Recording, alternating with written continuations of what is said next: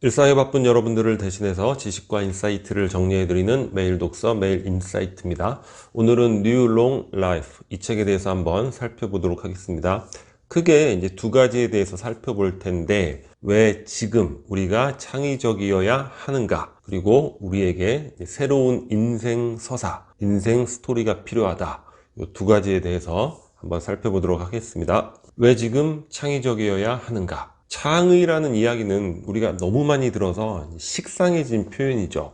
그러니까 그 필요성을 오히려 잘 못 느끼게 되는 것 같아요. 늘 하는 얘기, 성실해라 이런 것과 비슷하게 들리는 거예요. 창의적으로 생각하고 일하고 기타 등등.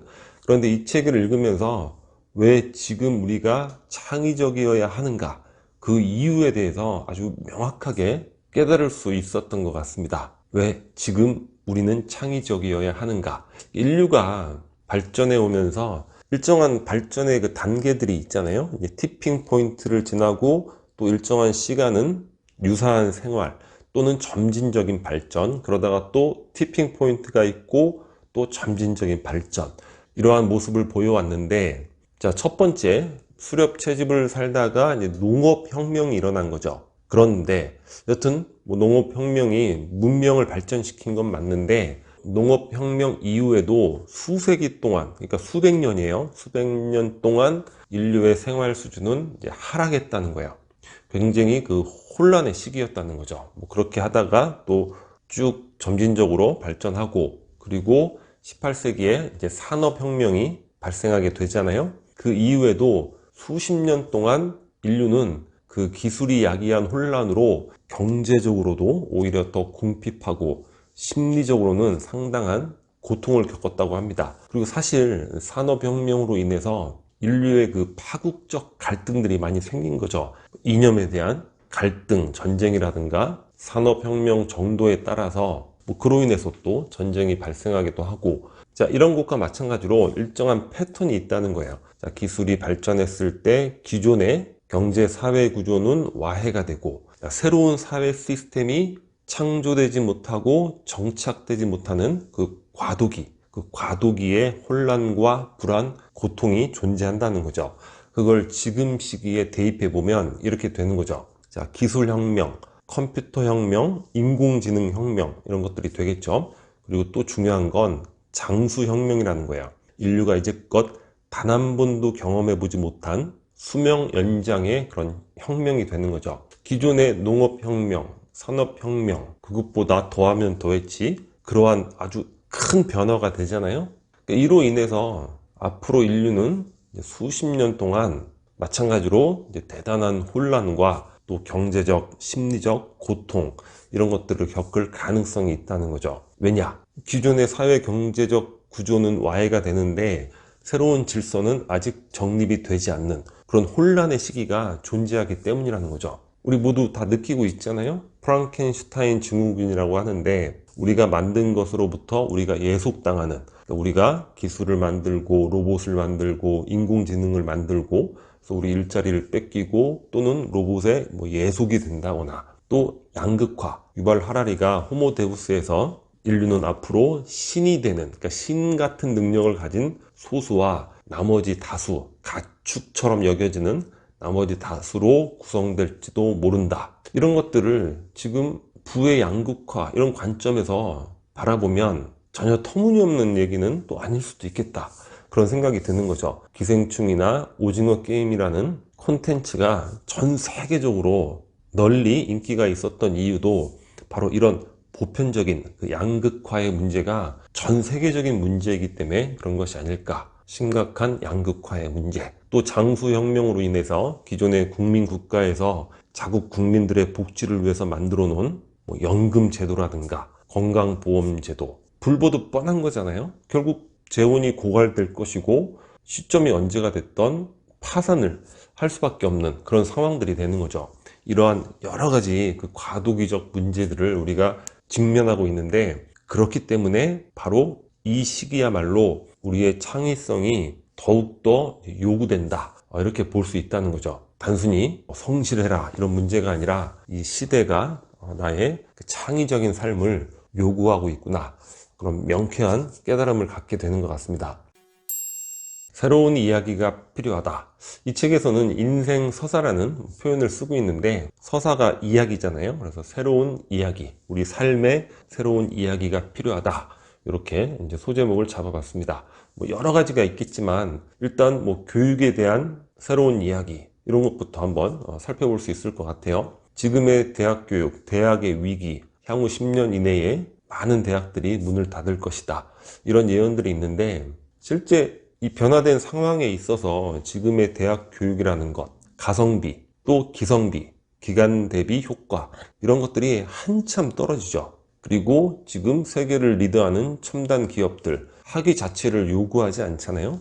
뭐 자기소개서라든가 인터뷰만으로 충분히 상대를 판단하고 평가할 수 있기 때문에 굳이 학위를 요구하지 않는 거예요. 그래서 저는 제가 지금 만일 대학 진학을 앞두고 있는 나이대라면 대학을 안 가지 않을까, 그런 생각을 해보게 됩니다. 물론 뭐 수능까지는 볼 수는 있겠죠. 왜냐하면 뭐 대학을 안 간 건데 남들은 못 갔다고 생각할 수 있으니까 뭐 수능 점수도 증명서 하나 받아놓고 나중에 뭐 자기소개서 쓸 때 그런 내용도 뭐 첨가해야 되니까, 대신 대학 이외의 교육은 지금 모든 교육들이 온라인화 되고 있잖아요. 일단은 어학 공부에 치중을 해서 미국의 뭐 무크 같은 무료 강의 콘텐츠, 여기에서도 학위를 주는 과정들이 있어요. 그리고 미국의 뭐 명문 대학들 온라인 과정으로 학위를 주는 과정들 매우 많죠. 뭐 그런 것들로 공부를 한다거나, 국내에서도 내가 하고 싶은 부분, 유명한 교수님이 어느 대학의 뭐 사이버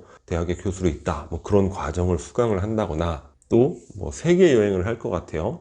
워킹 홀리데이가 우리가 전 세계 수많은 나라하고 협정이 맺어져 있는데, 그런 비자를 이용해서 이제 일을 하면서 한 대륙당 한 번씩은 가보는 이런 개념으로 체험형 세계 여행을 한번 해볼 것 같고, 또 독서에 몰입하는 시간을 뭐 6개월이면 6개월, 1년이면 1년 해서 집중적으로 가져보고, 뭐 구글 대학을 간다거나, 앞으로는 기업 대학도 많이 생긴다는 거 아니에요?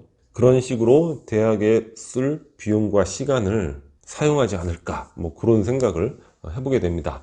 그러면 두려움이 생길 수도 있죠. 아니 그렇게 하다가 취업이 안 되면 어떡하지? 근데 취업이 되어 봐야 그게 그렇게 큰 의미가 없다는 거예요. 정말 길어야 20년 직장 생활 한다는 거죠. 그런데 내가 학위에 쏟아부은 뭐 이런 비용들, 대학뿐만 아니라 또 그 이상의 학업을 할 수도 있잖아요. 그리고 저는 뭐 지금 대학 나와서 취업을 안 하고 작은 이런 창업을 해서 지금까지 이렇게 살아오고 있는데, 지금 생각해도 굳이 대학 다닐 때 그 시험 때 스트레스를 괜히 받았네, 뭐 이런 생각이 있단 말이죠. 대학을 나와도 창업을 할 수가 있는 거예요. 그래서 뭐 그런 두려움까지는 뭐 굳이 갖지 않아도 되지 않을까. 교육에 관해서도 얼마든지 자신만의 창의적인 인생 서사, 스토리를 만들어 볼 수 있지 않을까, 뭐 이런 생각을 해보게 됩니다. 그리고 나이에 관한 새로운 이야기인데, 뭐 장수혁명이기 때문에 나이에 대한 새로운 어떤 이야기, 스토리, 이야기, 신화, 이런 것들이 필요하잖아요. 근데 지금 우리가 갖고 있는 나이에 관한 이런 관념, 개념들이 거의 대부분이 극히 최근에 새로 편집된 그런 개념이라는 거죠. 우리 예전에 이런 얘기 많이 살펴본 적이 있었는데, 청소년기, 이런 개념 과거에는 없었다는 거예요. 그러니까 산업화가 되면서 교육 이후에 사회생활 전 교육의 시간, 그런 것들이 생겨나면서 청소년기라는 이런 개념 자체가 생기는 것이고, 아동이라는 개념도 과거에는 없다는 거죠. 생일 축하도 20세기 들어서야 하게 됐다는 거예요. 옛날에는 그런 거 없었답니다. 그리고 사람의 출생 기록을 취합해서 생활 연령으로 뭔가를 구분하기 시작한 게 20세기 들어서 거의 대부분 시작이 되었다는 거죠. 그러니까 지금의 관념, 뭐 18살에 대학 가고 20, 30대에 취업 결혼하고 뭐 60세, 65세에 퇴직하고, 극히 최근 수십 년간에 형성된 그런 개념에 불과하잖아요.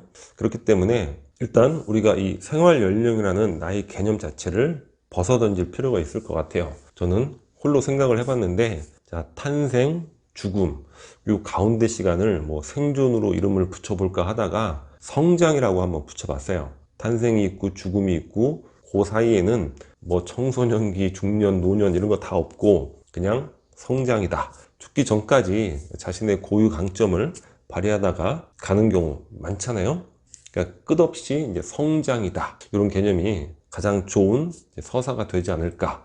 이런 생각을 해봤습니다. 그리고 노년에 관한 새로운 이야기인데, 우리 얼마 전에 90세까지 일하고 계시는 노라노 선생님 이야기 살펴봤잖아요. 굉장히 유명한 패션 디자이너신데 90세까지 하루에 7시간 그 재단 일을 하신다는 거 아니에요? 그러니까 뭐 힘들고 집안을 위해서 먹고 살기 위해서 하는 그런 게 아니라 자신의 고유 강점이기 때문에 즐겁게 일을 하시는 거죠. 평생 일이라는 새로운 이야기, 그런 것들이 필요하지 않을까. 강압적인 일이 아니라, 왜냐? 일과 관계라는 것, 이것이 바로 인생의 의미를 형성하잖아요. 일과 관계. 그런데 관계라는 거는 가족과 친구를 제외하고는 사실 일이라는 그런 활동을 통해서 연결되는 경우가 대부분이니까, 그래서 유의의 일을 한다거나 건강을 위한 일을 한다거나 그리고 고유 강점의 일. 근데 노년층이 일을 많이 하면 또 청년층이 손해를 보지 않는가. 그러니까 이거는 정년을 연장하고 그런 개념이 아니라 자신이 개별적으로 찾아서 하는 일이니까. 그러니까 과거에 여성이 사회 진출이 늘어날 때 그러한 걱정이 있었다는 거예요. 남성의 일자리를 빼앗기지 않을까. 그런데 여성이 사회를 참여함으로 인해서 가계 소득이 늘죠. 그러니까 지출이 더 많이 생기죠. 그로 인해서 일자리가 더 많아졌다고 합니다.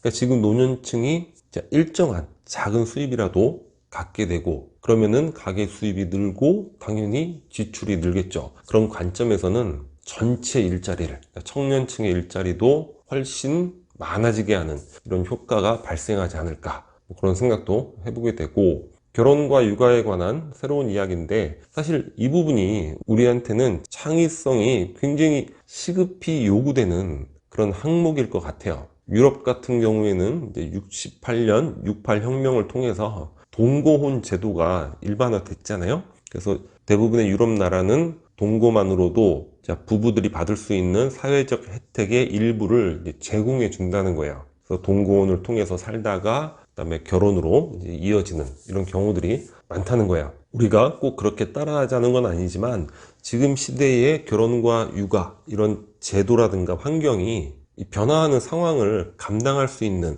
그런 제도나 환경은 아니잖아요. 그래서 그런 관점에서 그런 부분들도 또 참고해보고, 또 각 개인이 각자의 인생 서사를 창의성 있게 만들어 나가다 보면 좋은 모델들이 나오겠죠. 그런 모델들이 또 주변에서 모방을 하다 보면 또 하나의 보편적인 제도가 될 수 있을 텐데, 이런 부분에서 우리가 참 보다 나은 그런 창의력을 좀 발휘해야 되지 않을까, 이런 생각을 해보게 됩니다. 이외에도 여러 가지 주제들이 있을 수 있을 것 같아요. 일단 우리 각자가 그 모든 것들에 대해서 창의적이어야 하고, 왜 그렇죠? 지금이 바로 그러한 아노미, 과도기 상태이기 때문에 그런 것이고, 그런 것들이 시급히 빨리 정착이 되어야 되니까 각자가 그런 모델들을 많이 시도를 해봐야 된다는 거예요. 기존 규범에 의문을 제기하고 새로운 삶의 방식을 창조하고 깊은 안목을 기르고 또 실험하는 정신 중요하죠. 모험해야 한다는 거예요. 아까 교육에 대해서도 모험심이 필요하겠죠. 그리고 아울러 이제 정부나